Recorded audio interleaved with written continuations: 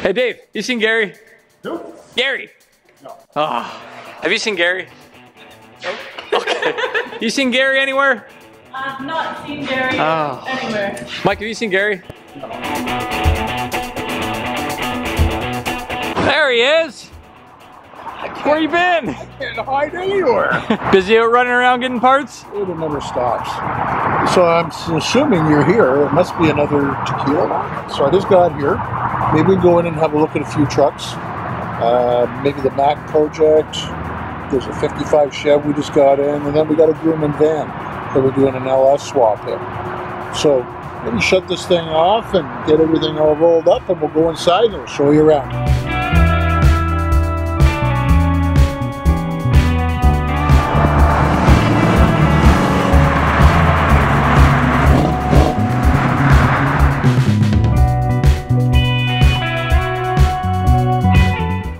So we'll take you around a few different ones here today.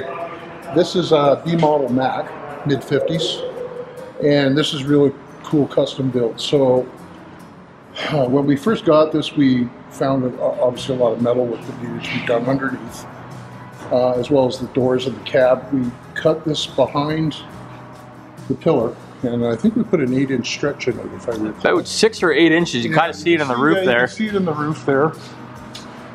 And then you can see where it was stretched because it was cut up in the middle and then moved back.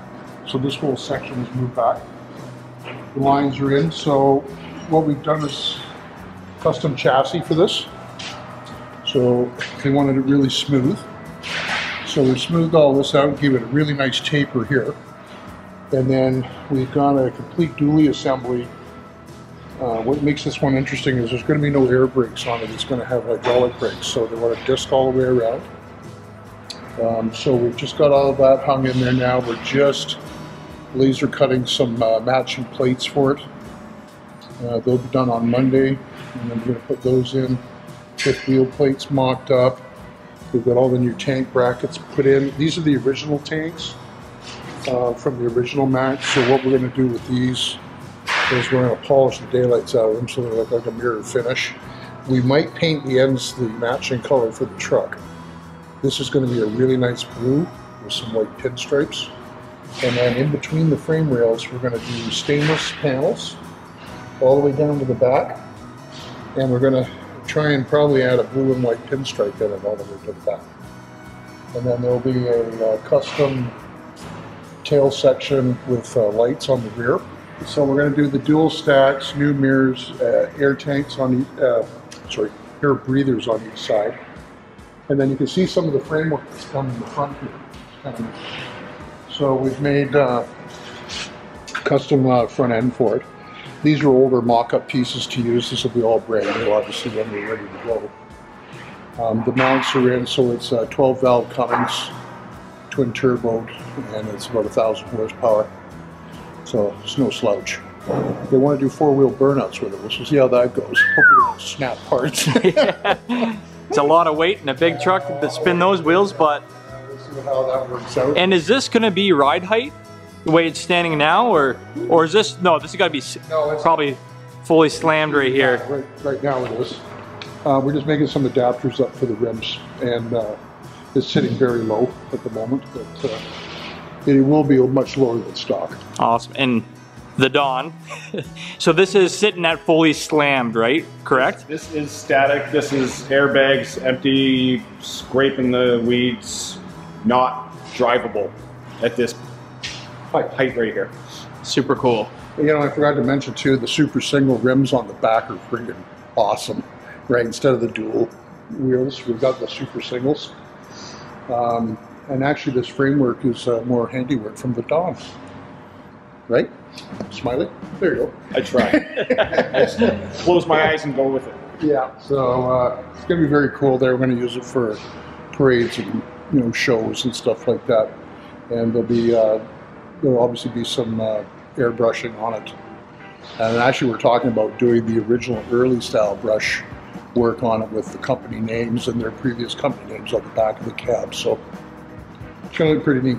And then it's going to have flares over top the rear wheels, obviously, I'm guessing? Yeah, we're going to have the really tight, low fenders across the rear. And then there'll be a visor on it, big stacks on it. It's going to look really cool. All these little custom features, Texas front bumper, you know, it's going to look badass. Awesome. You want to take a look at a 55 Chev? Let's go check it out. Let's go check it out. What do we got here? Well, this one just came in. 55 Chev pickup, nice looking truck. But when you start digging into it, there's just a lot of problems with it. It was bought at an auction down in the southern states. And as you can see, a great motor in it, nice big 502. But mechanically underneath, it's a bit of a mess. And the body's got a lot of problems too. So. And you're looking at the door gaps, it's super tight, pinching in here. And the pinching is there. Look at the gap here. This is all out. Even when it was done, you can see all the waves still in the drip rail. And I'm even noticing that they never primered the car. You can see the factory gold color underneath. Yeah, so if you look sort of on this angle, this way you can see the gap in the door and see how far it's out. Oh yeah. So we just started digging into this a little bit, and you can see the doors are sprung. And then what they've done on the back side here is they've lobbed a bunch of stuff out, but the floor sections are actually loose. So we're going to fix that up. A few things we're going to do on this is this big long floor shifter that's here is a bit of a nightmare. The fellow's wife doesn't like it, so we're going to get rid of that. We're going to put a column with a key and a selector for them. We're going to do new seats, new door panels, back panels, a nice console in it, like we've done on the other trucks previous that we've shown you. The biggest work in this obviously is getting these side panels straight. And one of the biggest problems with this thing is the A-arms are way too far inboard. So what's happening is when you turn the wheel, it's actually hitting the frame. So, and then on the rear, we have more fun. They're tucked way in, aren't they? They're tucked way in. And the inner part of the tire is actually rubbing on the frame, and it's actually cut. So we've got to pull the wheels out towards, you can see it here. You see how far in it is? You know, I got a big mitt, right? And look how much. It even just looks funny stance-wise when you look from the rear. Awkward. Like we drove around here, and I was looking in the mirror watching it coming up the road, and the wheels are so far inboard on the front, it looks like the truck's gonna tilt over. Way. I mean, there's some nice stuff, like the wood box is nice, but here's the problem again.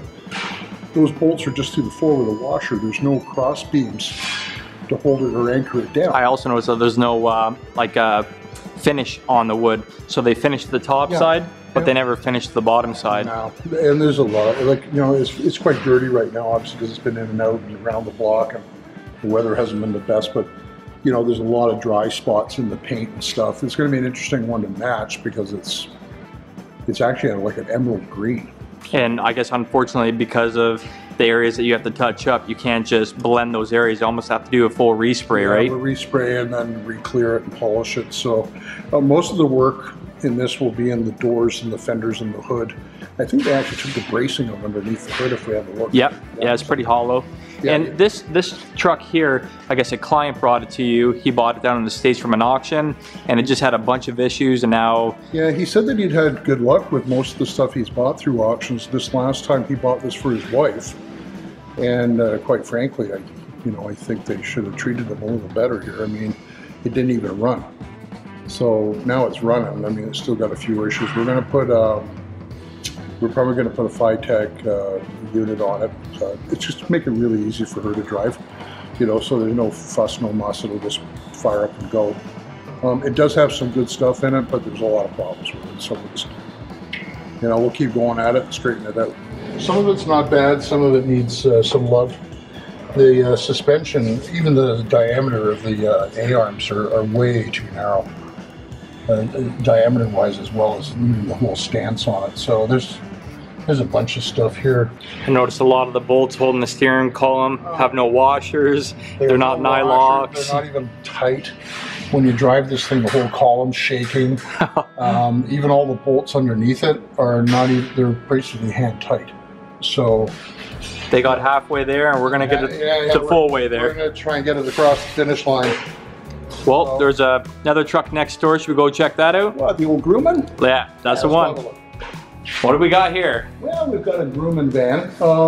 This company is actually great people to deal with.